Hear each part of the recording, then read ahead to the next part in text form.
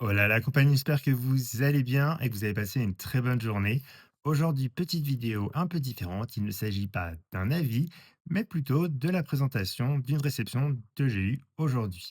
Alors, je me suis réabonné à la fin du mois de février à l'abonnement Anna Collection qui permet de vous payer 19 € par mois et tous les 2 mois, vous recevez 10 Boys Love. Et pour le coup, je m'attendais pas en fait, à en recevoir un, avec simplement 5 livres et je pensais recevoir le mois d'après, le commande direct avec 10 bouquins et j'ai eu, la surprise de recevoir la box numéro 108 si je dis pas de bêtises, avec donc 5 romans et en plus, ce qui est bien, c'est que dans ces 5 Boys Love, il y en a qu'un seul qui est un tome 2 et en plus, le tome 1 est dans l'abonnement, Anabook, vous savez la version, e-book, du catalogue.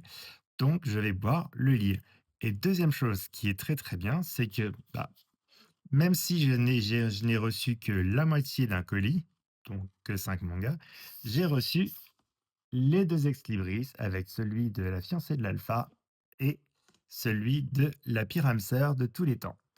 Alors, dans ce qu'il y avait, il y avait donc, les tomes 1 et 2 de Effeuiller l'inaccessible de Aya Sakio. Alors je vous montre la couverture du tome 1, celle du tome 2 et je vous lis en vitesse le résumé du tome 1.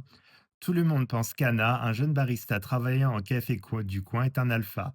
En réalité, c'est un oméga. À 26 ans, il n'a toujours pas eu de ses premières chaleurs et il est toujours vierge. Depuis quelque temps, Anna est attirée par un de ses clients réguliers, un homme alpha du nom de Renjaku.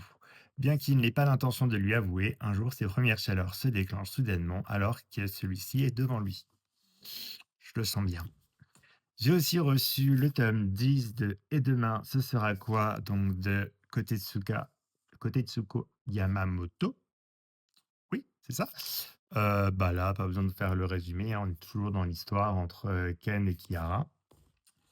J'ai reçu aussi, Mimasaka et le petit cochon égaré. Pareil, je vous lis le résumé.